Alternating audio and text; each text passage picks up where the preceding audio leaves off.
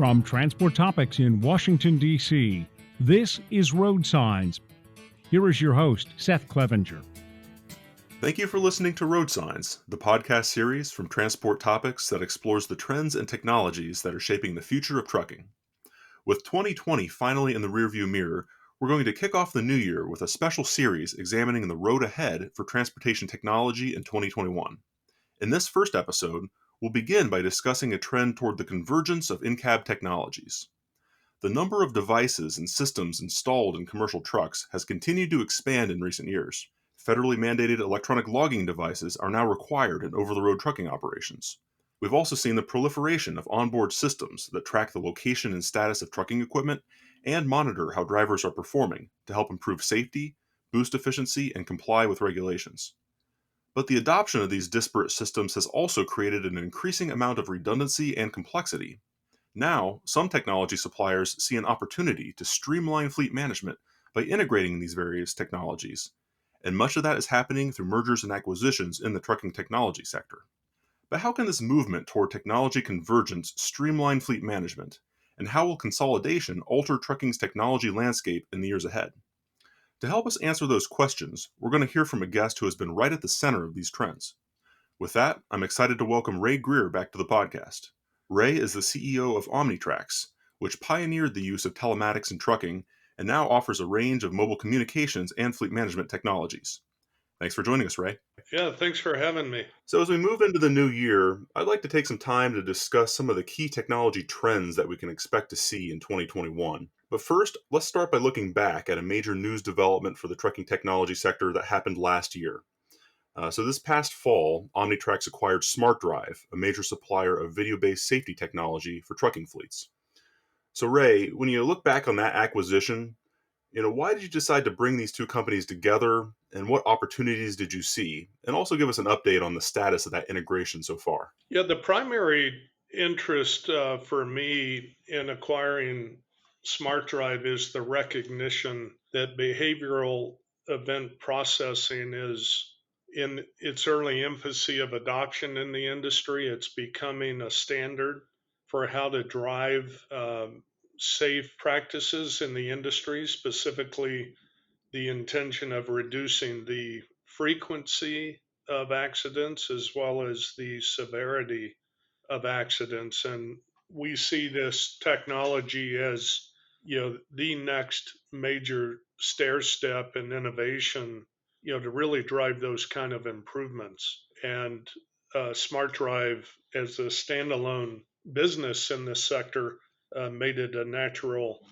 fit for Omnitracs, and we have similar DNA serving the larger, more complex market within trucking. So it was just a very natural fit. The integration so far has been going very well. We have completed the organizational design and integration of all the critical functions and teams. Key part of that is we only had about 20% overlap in our customer base, and so we are, of course, beginning to cross-sell the services between our respective customers. The biggest part of the integration is technology, and we have, as of last week, the preliminary, or what I would consider near complete design of how these technologies will be integrated in the cab of the truck to ensure that the driver has a seamless experience, and the customer in the back office has the same. So far, so good. Well, we'll certainly be watching it closely as you guys continue to work together and see how this all plays out in the market. And I remember when you first announced the SmartDrive acquisition, you really emphasized the potential for technology convergence. So I'd like to dig a little bit deeper into that. Just looking back over the past several years, especially, we've seen a great deal of technology adoption in the trucking industry. You think about the ELD mandate. Onboard video is certainly something that has become much more common in truck cabs, along with just broader adoption of mobile communications, telematics, asset tracking.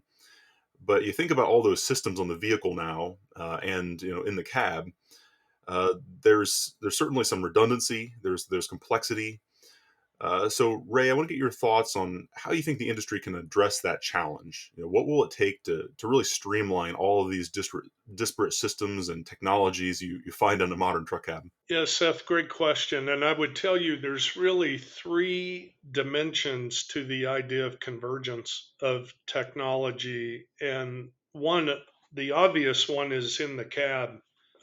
There are carriers in the industry that have upwards of three, four SIM cards because of how technology was adopted, point solutions, trying to solve specific problems that created multiple data plans, multiple devices, and you can even extrapolate that to multiple applications inside the cab.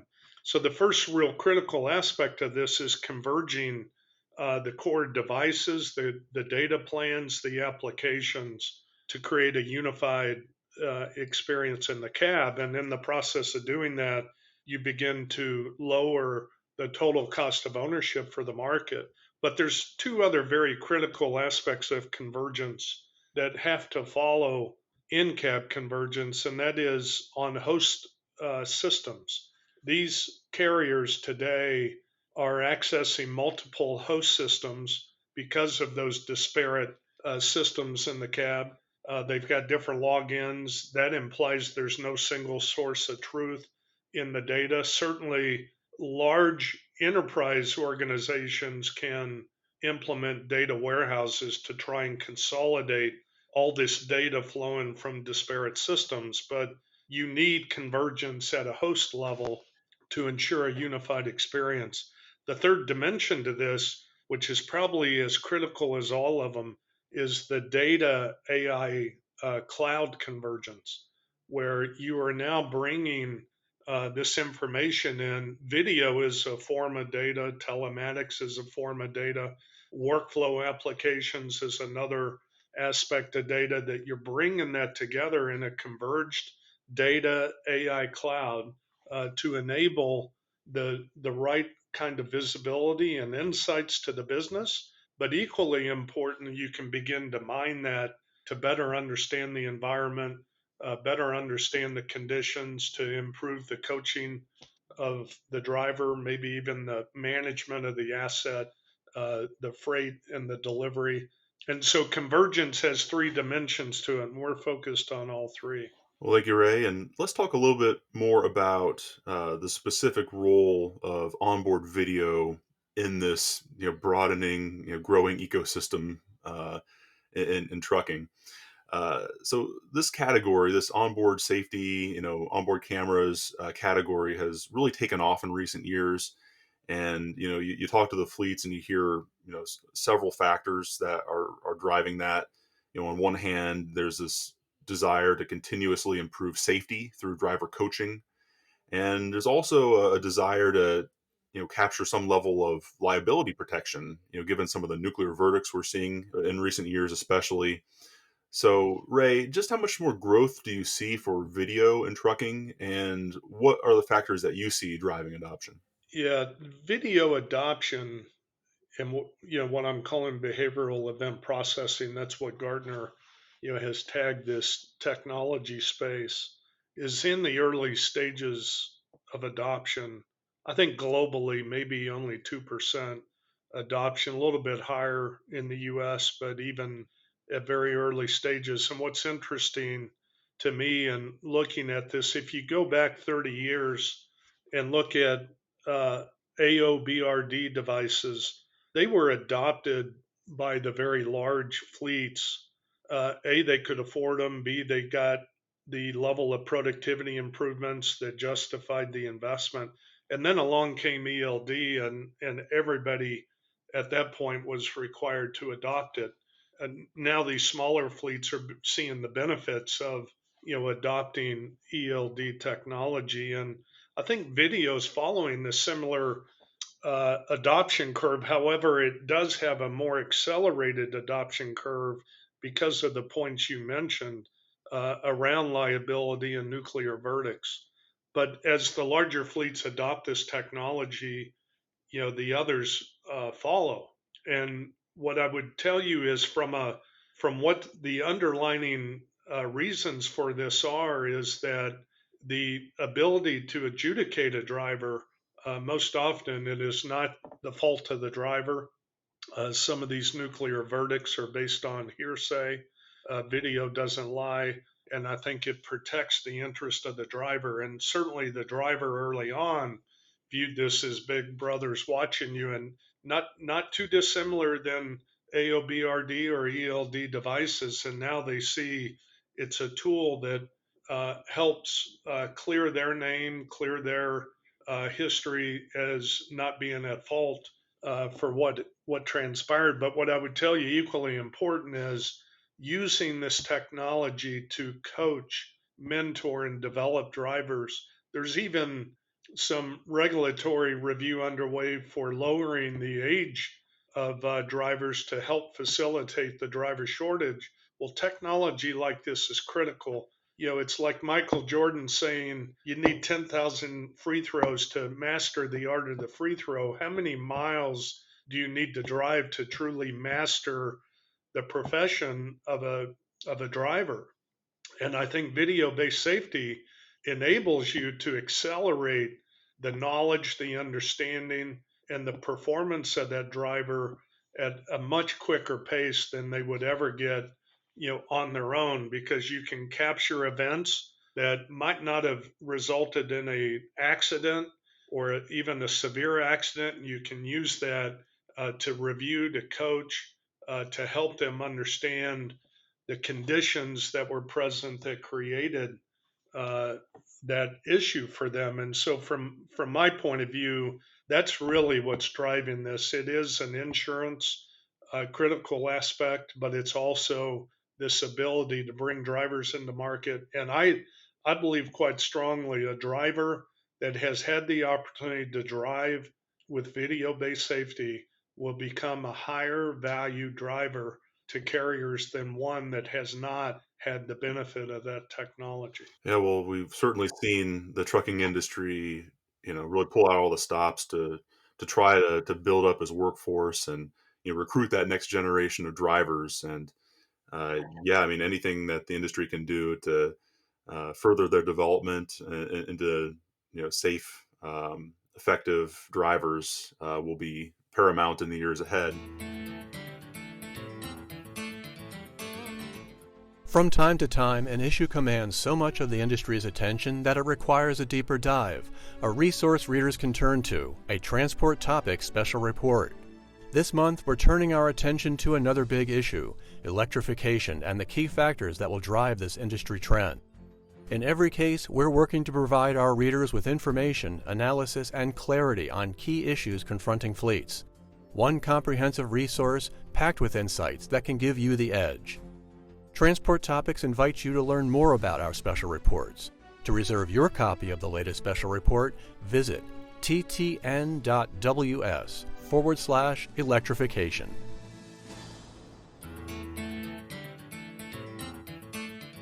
I do want to pick up on one of the points you made about driver acceptance of technology.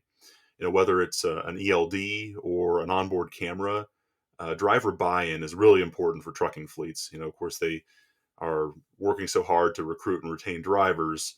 They need their drivers to understand and accept and hopefully even appreciate the technology in the vehicle.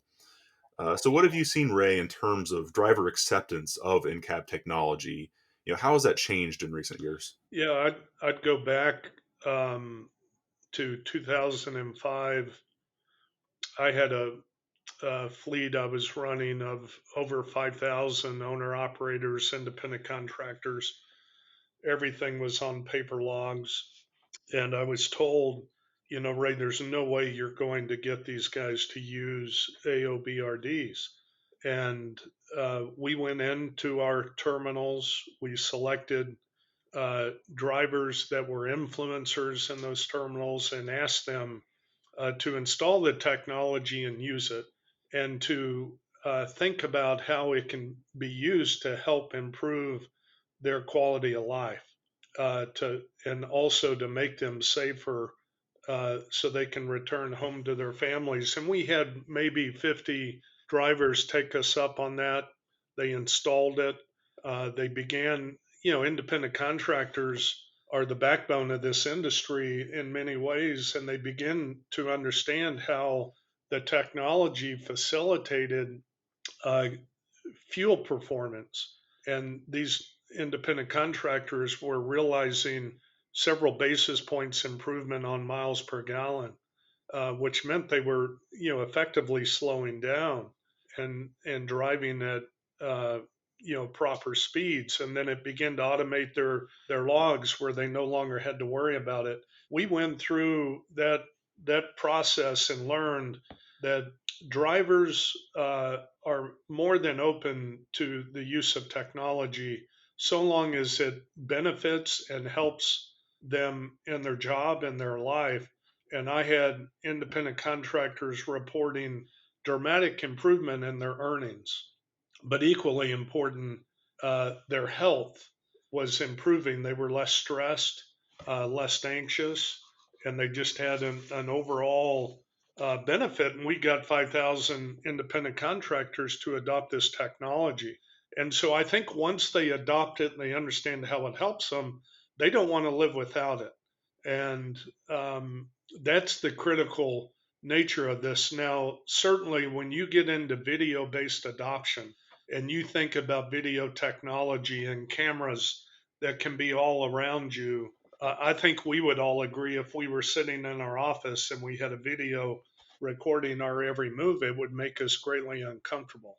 And so, video has an element of privacy and other factors that become very critical that can increase skepticism of what the intention of the technology is. And that's why many carriers are adopting outward facing cameras. That being said, there are certainly aspects of the technology where you can help detect fatigue, driver distraction, other activities in that cab to help that driver avoid an accident, avoid severity, because it is their lifeblood. So it's so important that we translate the use of technology into how it helps them, how they benefit from it, as opposed to, you have to adopt this because we're telling you to do so, and without really understanding, what the benefits of it are. And I think ELD laws certainly drove in a universal adoption of telematics technology. And as we go through these next waves of innovation, we have to continue to keep in mind what is the benefit to the driver? What do they get out of this? How's it help them? And make sure that we're building technology that solves the needs of both, the enterprise as well as the driver. So I see it, adoption of this technology, certainly laws accelerate it, but independent of law, it's just so important that we stay focused on what is good for the driver, how it helps the driver in ways to make them safer, more efficient, and effective doing their job. Because ultimately, they get paid when the wheels are moving, and we've got to figure out how to use technology to keep the wheels moving and help them be as productive and safe as possible. Certainly, I mean, it really does center on the driver, especially now with the workforce situation and the constant challenges and recruiting and retaining drivers. But shifting gears a little bit, I also want to talk to you a little bit more broadly about mergers and acquisitions in the trucking technology sector. And of course, Omnitracs has been one of the biggest examples of this. Prior to SmartDrive, your company also acquired RoadNet and XRS in those years since the spinoff from Qualcomm a while back. Now, you look at some of your competitors and integration partners in the tech market. Many of them have also been very acquisitive in recent years. So, do you expect to see more consolidation in the trucking technology arena in the years ahead? And what can you tell us about Omnitrac's stance on any potential for additional M&A moving forward? Yeah, Seth, I would tell you that there will be continued consolidation. I think the important point here is that venture capital remains strong in TransTech, driving innovation, accelerating that innovation. it's a very highly fragmented industry. I think ATA reported that 97% of your truckload dedicated so forth fleets are 20 trucks or less. So you have a very high fragmented industry, which implies that as an industry, it's an inefficient market.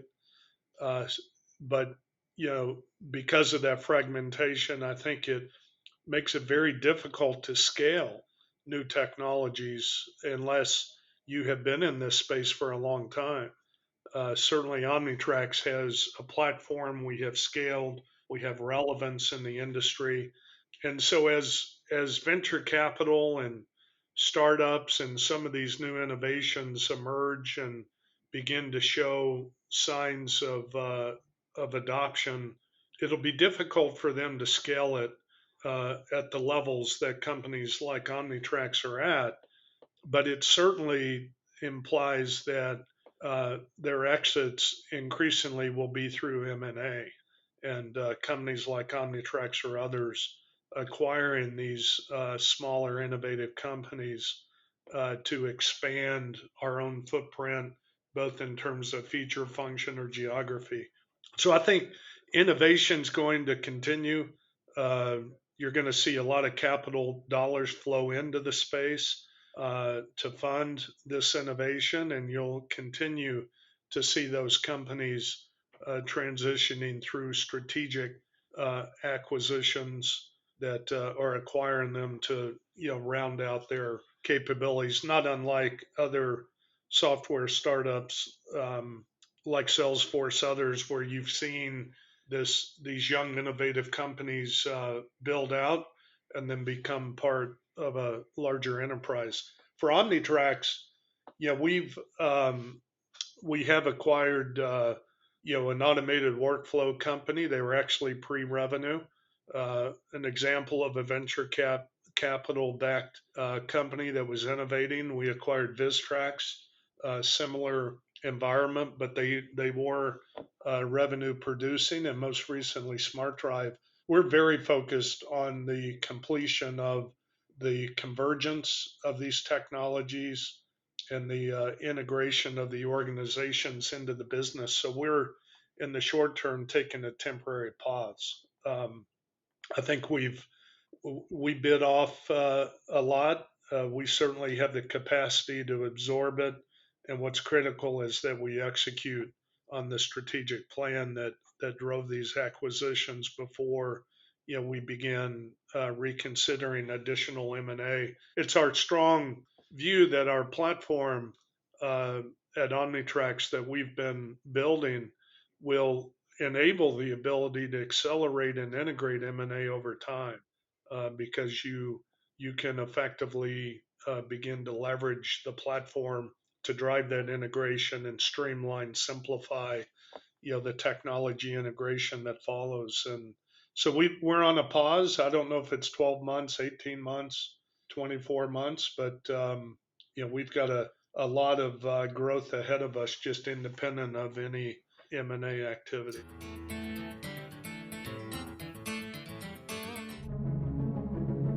In times like these, it's crucial to stay informed.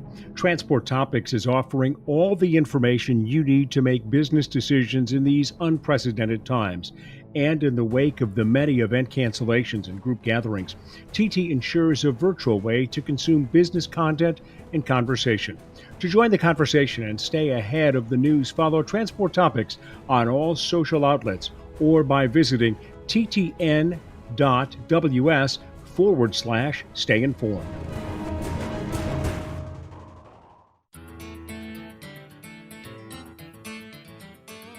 Now, I'd be remiss if I didn't mention, one of the biggest issues and disruptions we've seen, really in, our lifetimes, which of course is the COVID-19 pandemic that unfortunately remains a challenge, not only for, the transportation industry, but really for our entire society. And, you look back on this, and of course, many trucking companies have faced, financial challenges during this time, depending especially on the sector of the economy they serve. But this has also highlighted the value of technology adoption and freight visibility. So you kind of have two sides of the coin on how the pandemic may have affected the technology market in transportation. So I'm curious to hear what you have seen, from your vantage point, Ray. How much, how has this pandemic affected technology adoption in trucking, and also how have you been working with your customers to help them manage the disruption caused by this really what has been a historic event? Yeah, when we began working from home on March 13th, probably not too dissimilar to other companies and our customers. And it's amazing when you look back on that date, how many cases there were, what the trends were, and you fast forward to today, you can't even compare those two environments. And what we saw from a technology perspective is during Q2 of 2020, it was like this temporary pause where you saw companies adjusting to this idea of working from home and making sure the infrastructure and video capabilities and all these things were put in place. And companies like ours were adjusting to trying to think, how do we support uh, our customers that are going through some very difficult times? And so we quickly pivoted to trying to understand how the pandemic was impacting our customer base. How do we lean into that to understand what it means for them?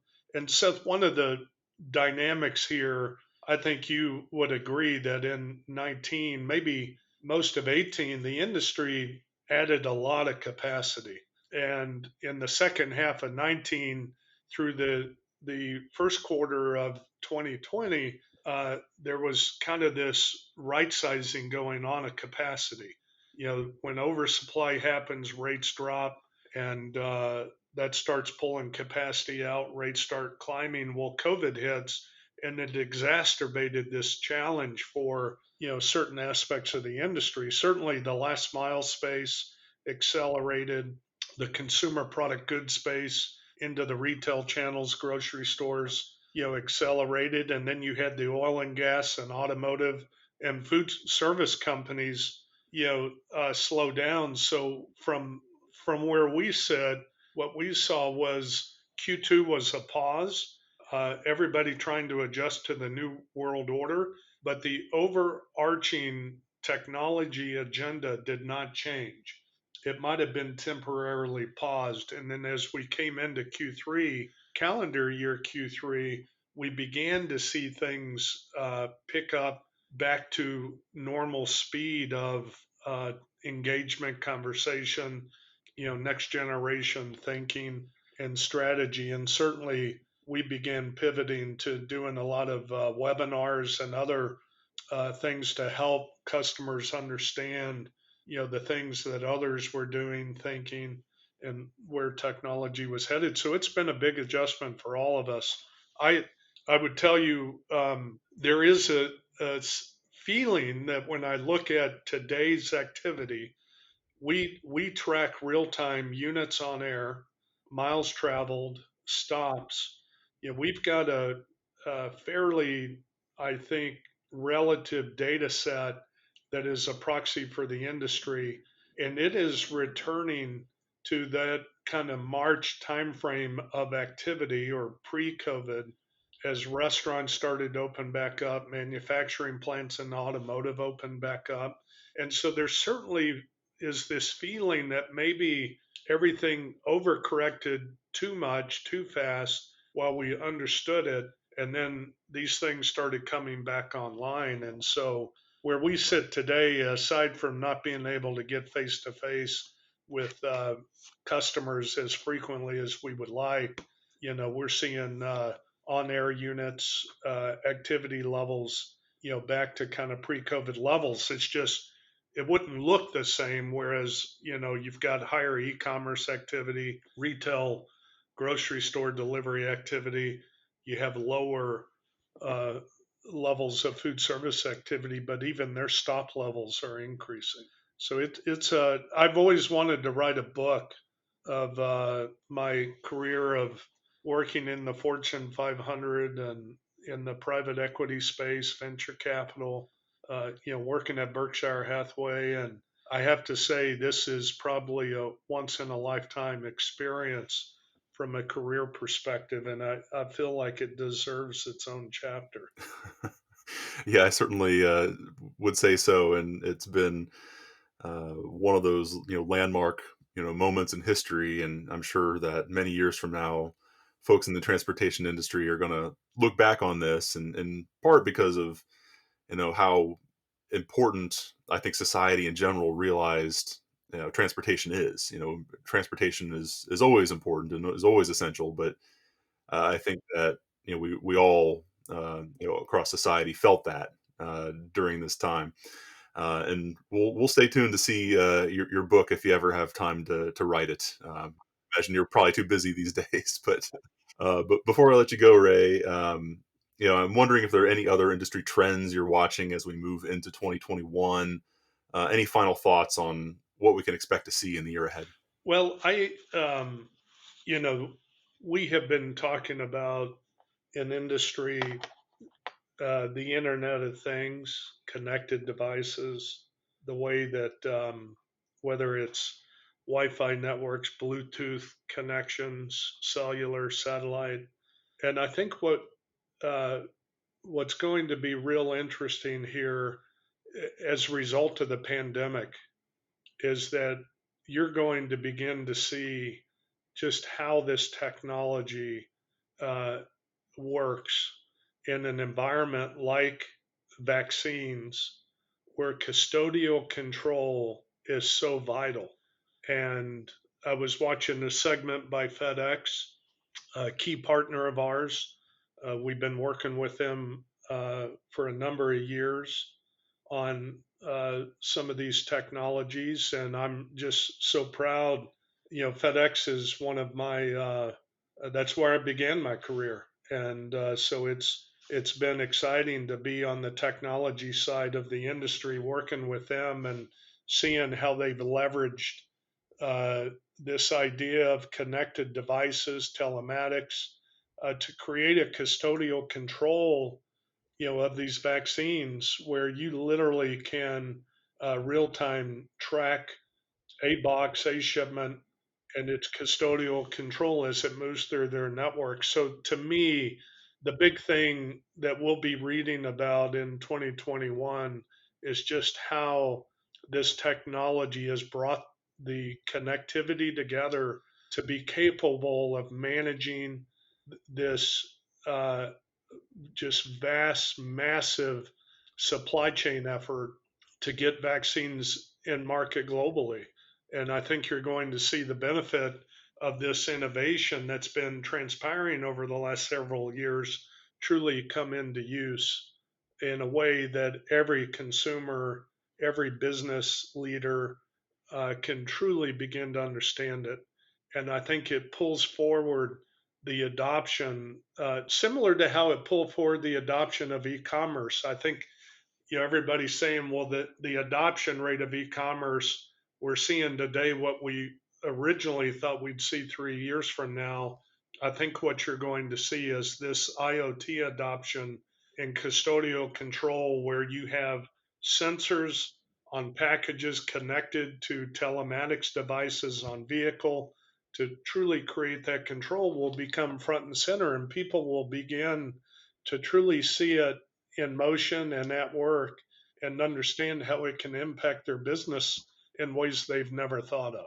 And that to me is the big thing that we're going to be reading about and learning about. And I'm just proud that Omnitracs is playing a role in all that. Well, great. I think that's a good stopping point. So let's go ahead and leave it there. But thank you again, Ray, for joining the podcast and sharing your insights. We really appreciate your time, and it'll be fascinating to watch all this develop in the year ahead. Thanks so much, Seth. It's great to be with you today and get a chance to talk about where things are and where we're headed. Yeah, and maybe again we can meet in person, see each other in person before too much longer, we can all hope. I'd certainly love that. I'm looking forward to it. Did you know you can ask Alexa to open Transport Topics? In just 1 minute, you will hear the biggest trucking headlines of that day. Be prepared and start your morning off right with Transport Topics. Before we close, let's take a moment to revisit our original questions. How can the convergence of in-cab technology streamline fleet management? And how will consolidation alter trucking's technology landscape in the years ahead? It's clear that technology adoption has improved safety and efficiency in the trucking industry, but in some cases it has also created an environment where data too often resides in separate silos, and fleets are managing multiple subscriptions and redundant in-cab hardware. As trucking's technology sector continues to evolve, technology suppliers will need to find ways to deliver more tightly integrated capabilities that can help cut costs, reduce complexity, and above all, make it easier for fleet managers to utilize the data they're capturing to improve their businesses. The potential to integrate and streamline onboard technology has also been one factor driving mergers and acquisitions in the trucking technology sector. That consolidation trend will likely continue in the years to come, but fleets will still have many options to choose from in the technology marketplace as new waves of entrepreneurs and startups enter the transportation industry. Some of these ventures will fail, some will succeed, and some will eventually become part of larger organizations through acquisition. If you've enjoyed this episode of RoadSigns, please let others know. Rate and review us on Apple Podcasts and Spotify. If my questions have sparked questions of your own, share them with me and the RoadSigns team. You can email us at share@ttnews.com. We'll read them and respond daily, and we'll be back in a couple weeks with part 2 of our series on transportation technology trends in 2021. Next time, we'll be taking a look at the movement to improve supply chain sustainability and boost fuel efficiency in the trucking industry. Until then, I'm Seth Clevenger. Thank you for listening.